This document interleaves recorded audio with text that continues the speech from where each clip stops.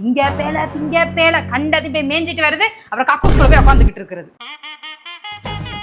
அடடே வாங்கம்மா, வாங்க உள்ள வாங்க, வாமா வந்து உட்காருமா உட்காரு. ஏய் நீ எங்கடா போற? மறுபடியும் கக்கூசுக்கு போறியா? இப்படிதாம்மா திங்க பேல கண்டது போய் மேய்ஞ்சிட்டு வருது, அப்புறம் கக்கூஸ்குள்ள போய் உட்காந்துக்கிட்டு இருக்கிறது. டேய் மறுபடியும் உங்க ஒப்பனோட ஜட்டியை தானே எடுத்து போட்டுருக்க?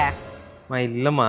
பொய் சொல்லாதடா. உங்க அப்பா ஜட்டியில 4 ஓட்டை இருக்கு, உன் ஜட்டியில 3 ஓட்டை இருக்கு. 4 ஓட்டை இருக்கிற ஜட்டி இங்க இல்ல, 3 ஓட்டை இருக்க ஜட்டி தான் இருக்கு. அப்ப எங்க போச்சு? இப்படிதாம்மா எப்ப பார்த்தாலும் மாத்தி மாத்தி ஜட்டி போட்டு சண்டை போட்டுட்டு இருப்பாங்க. உன் பேர் தான் பிரியாவாமா? அப்போ உன் பேரை தான் மை வேர்ல்டுன்னு சேவ் பண்ணி வச்சிருக்கான். யார் யாருன்னு கேட்கும் போது சொல்லல.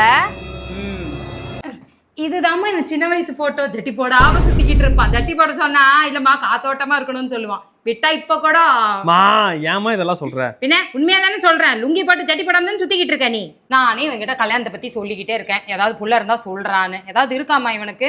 உங்க 2 பேருக்குள்ள ஏதாவது இருந்தா கூட சொல்லுங்க. என்னடா எனக்கு இந்த புள்ளைய பிடிச்சிருக்கு, நீங்க சொன்னீங்கன்னா உங்க வீட்டுல இருந்து கேட்டுடுறோமா? சரியா? டேய் கக்கூஸ் போயிட்டு சோப் வச்சு கை கழுவிட்டு வந்தியா? கழுவுனியா? உய் சொல்றாமா இவன். கழுவே மாட்டான். உங்ககிட்ட மட்டும் தாமா சொல்றேன். இதுக்கு முன்னாடி 3 பொண்ணுங்களை கூட்டிட்டு வந்தான். 3ஆவது பொண்ணு கூட கண்டிப்பா கல்யாணம் ஆயிரும்னு நினைச்சேன். ஆனா பார்த்தா பேசாம போயிட்டாங்க.